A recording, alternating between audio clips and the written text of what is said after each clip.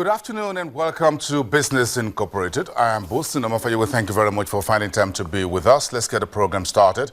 Nigeria's central bank has shut down the interbank foreign exchange market with immediate effect. The IFM is scheduled to reopen on Monday, January the 4th, 2016. And oil prices for Brent crude reaches 11.5-year low. Our conversation with the WTV channel's correspondent will focus on the oil prices and the markets. Plus, we'll take a look at the cost of Lagos traffic congestion. Now, these are the details of that on other programs. So pretty bad news for Nigeria today. Africa's largest economy. Sales Managers Index for December 2015 declined to 62.6, reading from 65.0 in November. A report released today by the World Economics, a UK-based research firm, shows business confidence also down to 90.4 from 92.1 reading last month. The research report notes that the degree of positive sentiment expressed was the least since May 2015. Our sales and growth index also declined. So let's go to the story now relating to the investor protection by the Securities and Exchange Commission. The commission is now set to compensate 580 investors whose claims have been verified by the committee responsible for the National Investor Protection Fund. Meanwhile, the SEC also released today the list of 84 market operators whose licenses had been revoked by the Securities and Exchange Commission. This is the first time in many years that the SEC is shutting down market operators in such a large number that failed to meet September 30, 2015 deadline for the recapitalization, a new regulatory capital that was expected of all market operators. So let's talk about the global market. Crude awakening today, the first trading day in the new year. Brent crude down at 36.39 early today. The U.S. oil WTI down to $34 a barrel as we speak. The WTI is trading around $34-40 a barrel, being a very tough time since the last meeting of OPEC over the weekend. On Sunday, to be precise, the Arab OPEC members had their own meeting in the Middle East to discuss the way forward. Meanwhile, Russia says it's moving ahead and seeing crude oil prices rebound. Iraq also towing the same line. We'll get across to DWTV financial correspondent for Channels Television, Ulrich Batz at the Frankfurt Stock Exchange, to give us some sense into that story as we move on. But one major story on the African continent last week, the meeting ended over the weekend. The World Trade Organization concluded its ministerial meeting for the first time on the African continent. That conference held in Nairobi, the Kenyan capital, announced plans that will see subsidies being reduced for farmers. Let's take a look at that. Signed by 53 countries, including China, will remove tariffs on IT products trade, meaning consumers pay less for items such as touchscreens, computers, and GPS navigation systems, while manufacturers will see cuts in the cost of electronic parts, semiconductors, and machine tools. It was the first major agreement to come out of the World Trade Organization's Ministerial Conference in the Kenyan capital, Nairobi, and was hailed as a victory for global commerce and for the famously slow-moving organization. This is a 1.3 trillion US dollar package, which gives you 65% advantage of importing duty-free. I think you can't get better than that. So it's up to the young people and people who are in the IT sector to exploit this opportunity. Up until now, the Geneva-based WTO, which has more than 160 members, has been trying and largely failing to agree on a worldwide package of trade reforms since a meeting in Doha in 2001 hatched an ambitious plan for knocking down trade barriers.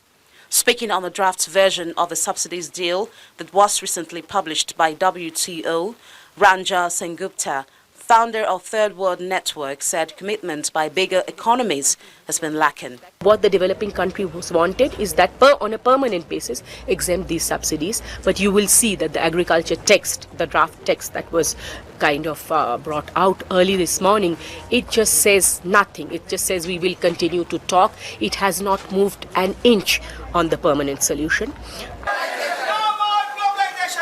Protesters on the sidelines of the meeting are demanding that no new issues should be introduced at WTO negotiations until the Doha agenda, which gave concessions and special treatment to developing countries, is achieved. They should negotiate in good faith, give that the special and differential treatment to developing countries, which is being severely challenged right now, and then they should not introduce any new issues at the moment on the table, because the developing world is not yet ready for it. On Thursday, the Islamic Republic of Afghanistan became the latest state to join the WTO after an 11-year-long entry process. Joining the WTO involves a two-track process in which a candidate country must bring its laws into line with the WTO rulebook and also offer to cut barriers to trade, giving every existing WTO member an effective veto on each new joiner.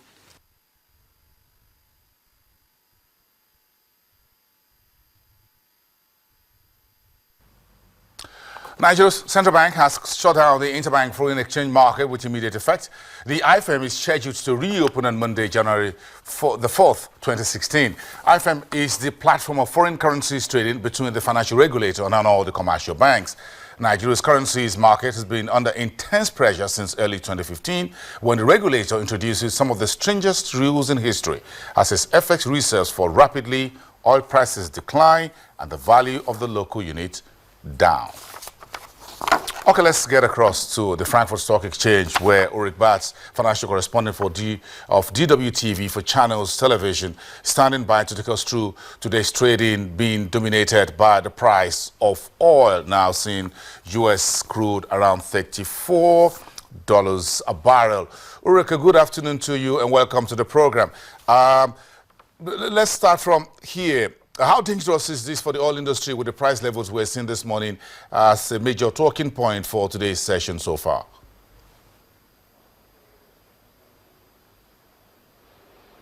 Yeah, it is a talking point. People are very worried about the state of the oil industry and about oil-producing countries because, of course, there's no making money with the oil prices this low.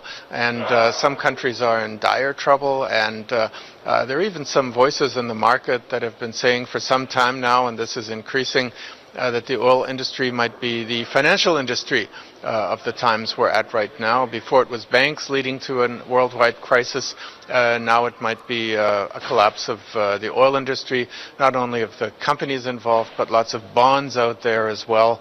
Once the ball gets rolling. It sounds alarmist, perhaps it is, perhaps it's exaggerated, but there are those worries, and it's worth certainly keeping an eye on. And the oil prices are not likely to increase anytime soon.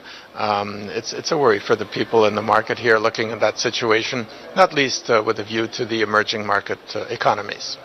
Yes, Ulrich, you're concerned. It's a source of, you're correct, it's a source of concern. Look at the Germany's producer prices index, the PPI that came in early today, negative. That's also been blamed on the price of crude oil.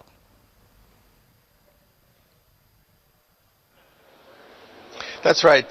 Germany's producer price index at 102.9 for November, again lower than in the month before, and a whopping 2.5% lower than the November of 2014, and the oil price decline playing a major role in that. And that just shows how oil impacts everyone involved in the economic cycle.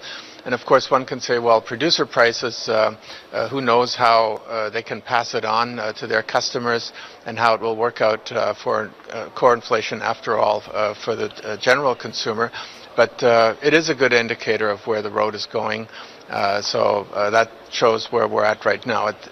It's not an effect really on the downside for the market today. I think the market here in Germany and in Europe has kind of divorced itself from fundamentals, at least for this day, perhaps for the whole week, which is a short trading week.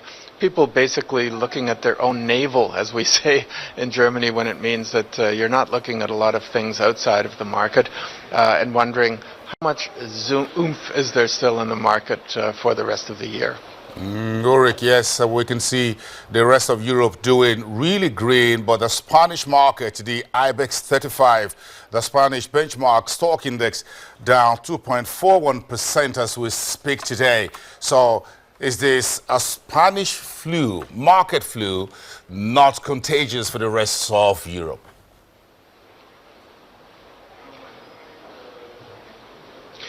For the moment, that seems to be the stance that people are taking. That can change, though. I mean, today we're on day one after this election.